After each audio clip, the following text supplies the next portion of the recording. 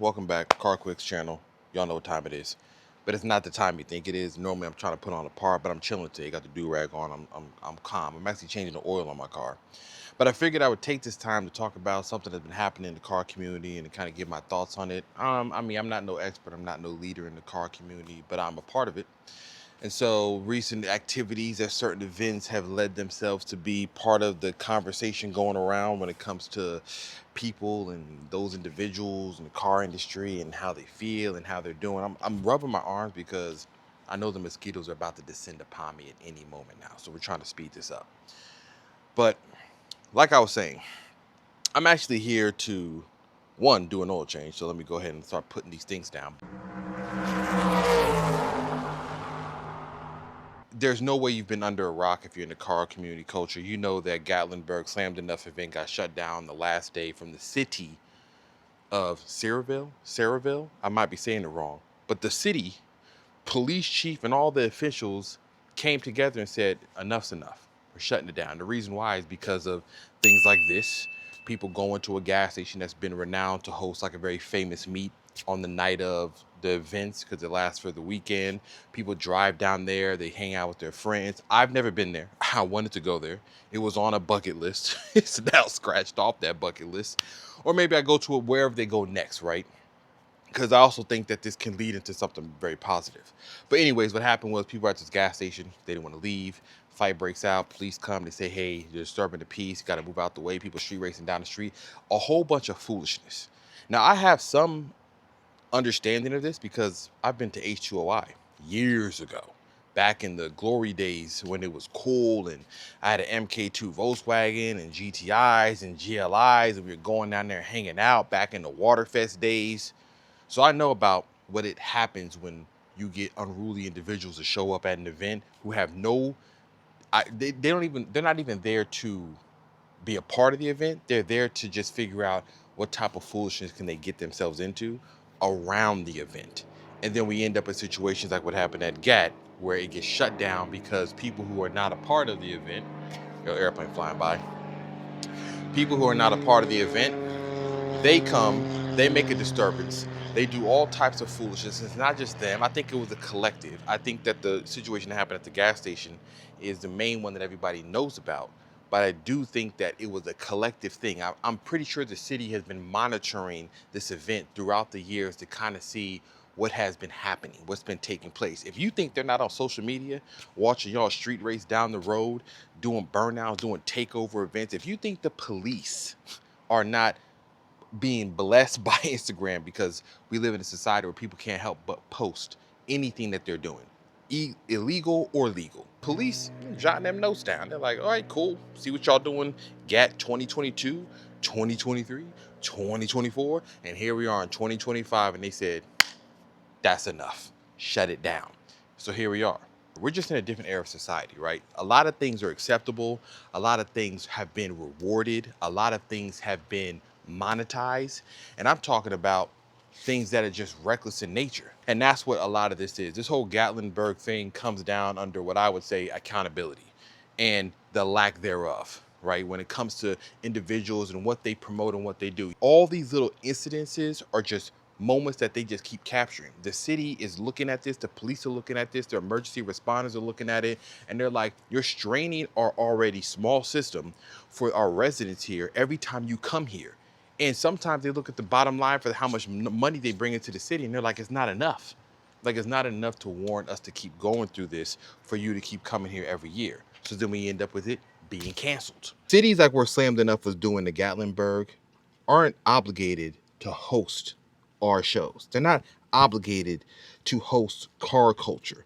They're obligated to serve the residents that are living there. And if the majority of residents only see us ever show up, and it's something that it finds there on the news, whether it's the traffic, whether it's some disturbance, and I'm not saying us as the people that are respectful to the culture, I'm talking about anybody else outside of that who is not coming to their city, causing a disturbance, and then leaving. Because one of the issues with that is we don't live there. And so those people are like, you don't even live here. You come, you trash the city, and then you leave. And then we have to clean it up after the fact, get back to normal. And then here you come circling around next year for the same foolishness. You're exhausting resources, right? If you have people that are sitting, police officers that are sitting there at a gas station because y'all can't control yourselves, what do you think is happening right now when somebody calls 911 for a real emergency that lives in that city and they're like, there's a delay in response because they're busy trying to monitor a gas station because a bunch of kids are sitting on top of the pumps dancing? A lot of us are going to say, we need to start gatekeeping. We need to start keeping this stuff private. It needs to be invite only. I understand that train of thought. I want to talk about a gentleman. I love his content, Streetcar Mag 101. He actually sent me a DM for an article that he wrote that is up there, and I'm gonna send you the link right here to go check it out to read it, because he was talking about actually an opposite way of thinking about this, and that was not necessarily isolating people. I got oil all over my gloves. Not necessarily isolating people, but getting some governing bodies over this stuff. And I know what he's talking about. He had a really good parallel to motorcycle clubs, that many years ago they had governing bodies of people that were on the board of the motorcycle club, that are a part of the city, that were on committees for the city, that were city workers, police officers. Like, they were involved in the community and did not allow things to happen that they did not control. If somebody did something wrong or illegal, they were reprimanded, they were kicked out the club, there was a consequence for what they were doing. It wasn't just a free-for-all. Like, they were given a consequence for the things that they were doing. And that was a big deal with those clubs, that they had accountability. See, what happens now is that now when you get to this new society where nobody wants to be told what to do, or everybody wants to kind of be like rule breakers, or they want to just kind of, there needs to be people there that tell you, hey, this is what the car culture is about.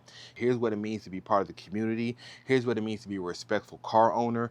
I do think that some of those things need to be instilled when somebody's trying to enter into this culture and take part in it. And so that way they have respect for it to pass it down. Because that's one thing that accountability comes into. So you got to ask the questions of like, what's your end goal here? If you're sitting there just tarnishing events like GAT, if you're ruining things, if you're doing takeover events, if you're making the city think that anybody that has a car with an exhaust that's audible, or anybody that looks like their car is modified, is a part of this same subculture because you have destroyed so many areas, my question to you is, what's the end goal? And the Gatlinburg one is a prime example of what happens when we have allowed this to now fester into the car culture community and we lose a place that we love. I know how important this car community and this car culture is to a lot of people, myself included. You know, a lot of people, like I said before, their livelihood is on this car culture. They make a lot of money off it. They provide for their families, and they provide for us.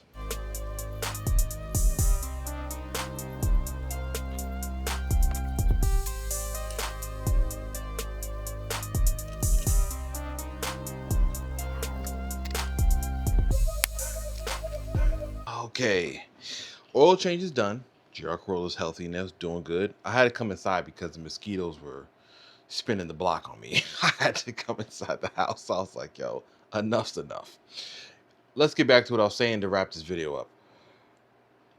I know the solution is going to be a little bit difficult because the solution is going to have to take into account that there has to be some consequence for the actions of people that are coming to these events that are destroying their reputation. They're destroying part of the car culture. They're destroying what it means to gather as family and friends and enthusiasts together in an area when it comes to this culture, right? Because now what we have is people that on the outside who don't really care about the hobby, don't really know about it, may not understand it. They see this activity and the first thing they're going to say is, yo, I don't really care about the car culture thing or this little SlammedenUff event coming to my city, because the last thing I heard was y'all were over there trying to loot and rampage. And I'm not saying that happened. What I'm saying is that's how quickly that story evolved into something else. Y'all had guns in cars and kids was on streets or street racing and they were looting and damaging property. Like, it's just not a good thing to have. And I'm not saying that SlammedenUff is even being defined like that. I'm just saying, as more times that this keeps happening, that definition or that perspective or that perception lands itself on the car culture community that does not need to happen. So much so that even SEMA, the organization, they spoke out about it because they understand that when they go to Congress and they go in front of these politicians to fight for the right to modify a car, to fight for the multiple billion-dollar industry that is about the car culture and parts and artists and builders and fabricators, they know that even something that seems this far away removed from the guy that's over there welding, they know that this is all under the umbrella of the same culture that they want to respect, love, and see continue to flourish for the future. Or even get outside of your friend group that is encouraging you or even laughing and recording this and thinking that it's cool to have these moments and think that it's actually pushing you forward in any positive light or in positive way. And that is why everybody is so upset about what happened at Slammedenuf, because we've seen it time and time again. We've seen takeovers become the definition of what car culture is or car enthusiasts. We've had plenty of things get wrapped into the bad connotation of those events and those people doing illegal activities, finding itself to be used against those that are gathering peacefully, properly, correctly. Back to what Streetcars 101 Max said in his article.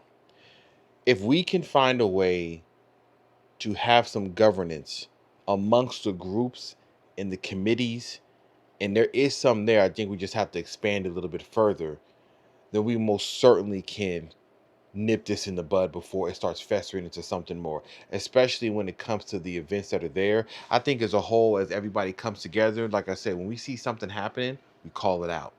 No, it ain't cool. I don't care. You revving your engine in this middle of this parking lot. It ain't cool for what? Why? Get out of here. Because what's going to start happening is the more we push these people out of these events, they're going to still do what they want. Don't get that twisted. They may still go and do whatever they want. The difference is they're going to be on their own. See, they're going to be out there in the parking lot with 3 or 4 of their friends doing dumb stuff. And when the police show up there, they're going to know that you guys are doing something reckless, not Slammedenuf doing something reckless. And I know it's hard when you got events like Slammedenuf that grow and grow and grow. I mean, that's really hard because you can't stop anybody from visiting whatever city that you're hosting this event at. The larger they get, the more people start showing up. That's what happens with H2O. That's what happens. I mean, that's what happened with Slammedenuf. Now, they have other cities to go to. Gatlinburg one was just one of the major ones everybody came to because of the scenery of the area. Like, there ain't that many places where you can have nice mountain back roads and nice scenery and renting cabins and chilling with your friends. Like, there aren't that many places that have that type of aesthetic. It's a mess, but we'll clean it up. I'm going to see you around the next one. Peace.